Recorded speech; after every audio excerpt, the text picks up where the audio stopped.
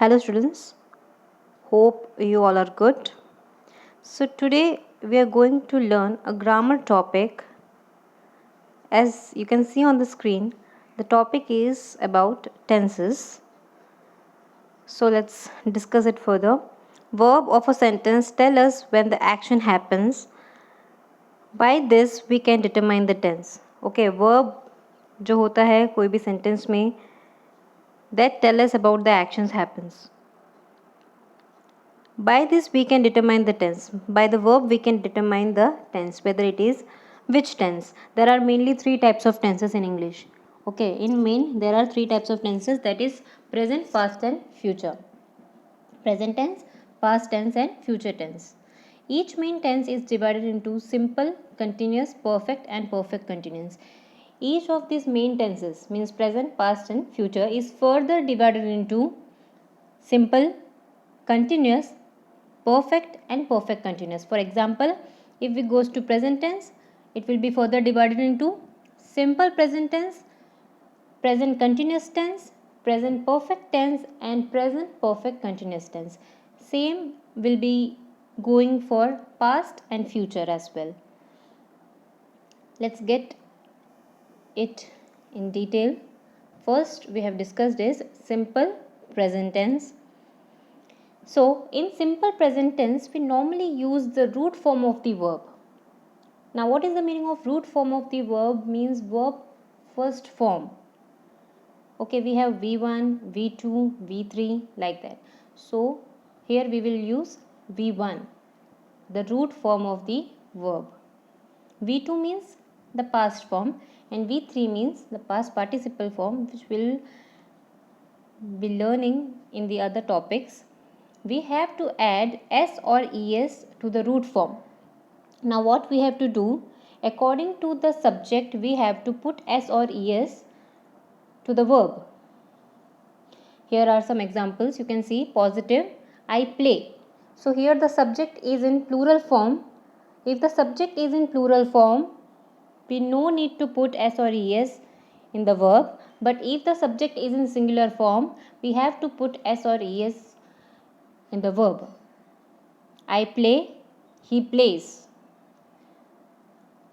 Negative, I do not play, he does not play.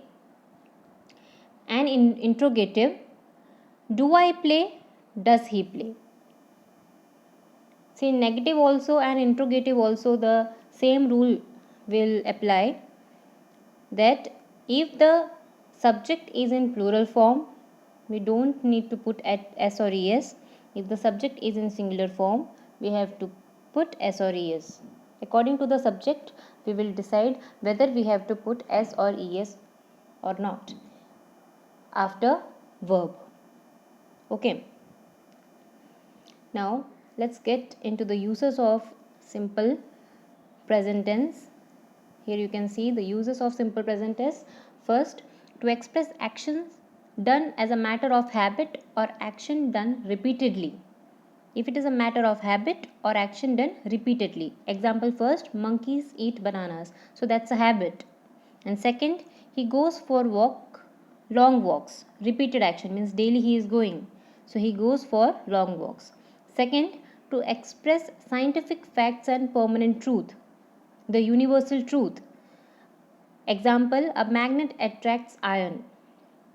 Second, it is used in proverb and saying. Whenever we are saying any proverb or anything which is already said, saying which we can see that will be happen. So that is also comes under simple present tense. For example, fortune favors the brave. And then the last one is to express natural qualities and professional activities. To express natural qualities, our natural qualities are expressed, and the form which we will use in under this is simple present tense. And professional activities, for example, a chemist sells medicine. So I hope you understood simple present tense. Now let's get further into the second form, that is the present continuous tense. You can see here present continuous tense. So according to the subject we have to use which helping verb we have to put. For example, here for positive sentence, the form is given is, am, are plus ing form of the verb. Okay, so according to the subject, if the subject is in singular form, we have to put is. If the subject is in plural form, we have to put are plus V1 plus ing. Ing will always be with verb first form. For example, you can see here, I am playing, we are playing. Okay, we comes under plural, I also comes under plural form. Negative sentence, here you can see negative sentence, its form is, am, are plus not plus ing form of the verb. Example, I am not playing, we are not playing. We have to put not because it's a negative sentence. And third is interrogative sentence, in which questions are asked. Example, is he playing, are you playing? Let's get further and see its uses. The uses of present continuous tense are: first, it denotes an action taking place at the time of speaking. For example, it is raining now. Second, to denote temporary action which may not be necessarily happening at the time of speaking.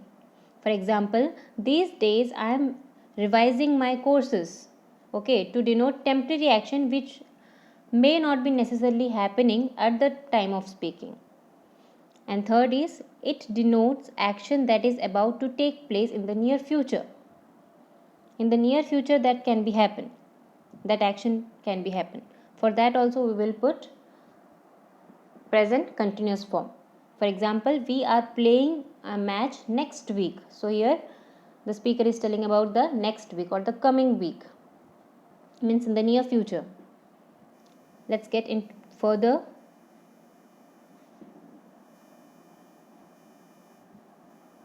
Present perfect tense, you can see on the screen present perfect tense. So present perfect tense form for positive sentence is, affirmative sentence is, has or have plus past participle. Past participle form of the verb, or we can say V3, verb third form. Okay, so we have subject plus has or have plus V3. Example, I have played or he has played. According to the subject, we will change its helping verb has or have. For example, if the subject is in singular, we will put has, or if the subject is in plural, we will put have. Same goes for negative sentence. Subject plus has or have plus not plus past participle or V3, we can say.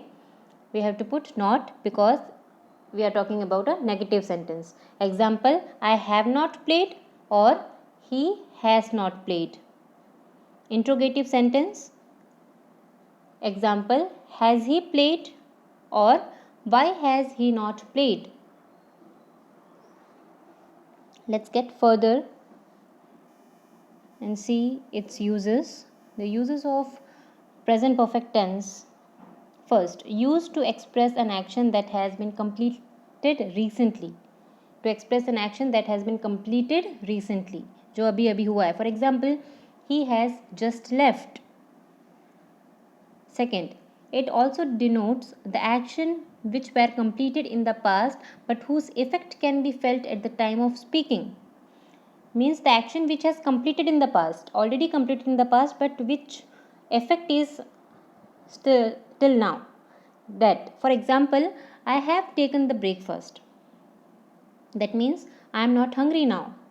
I have taken the breakfast means already in the past he has taken. That means currently he is not hungry. Let's get further into the last form, and that is present perfect continuous tense. You can see on the screen, present perfect continuous tense affirmative form is has or have plus been plus ing form of the verb. Has or have plus been plus ing means perfect and continuous.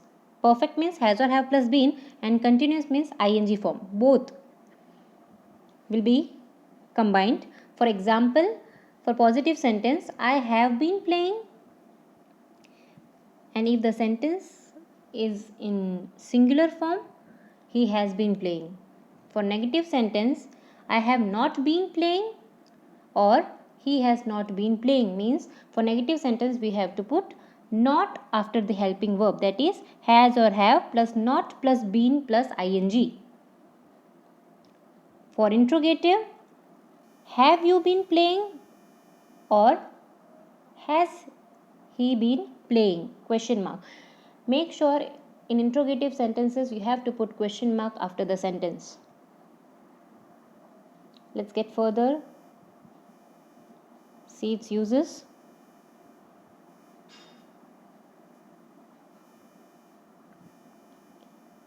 Used to express actions that began in the past and are still in progress. First, okay, used to express action that began in the past, that already began in the past but it is in progress till now. For example, Rashmi has been playing chess, means she started playing in the past itself and now also the process is going on.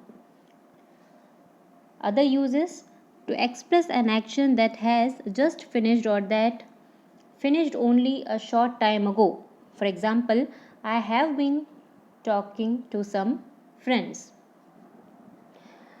So, this was present tense. We have discussed about the present tense. I hope you understood till now. Thank you.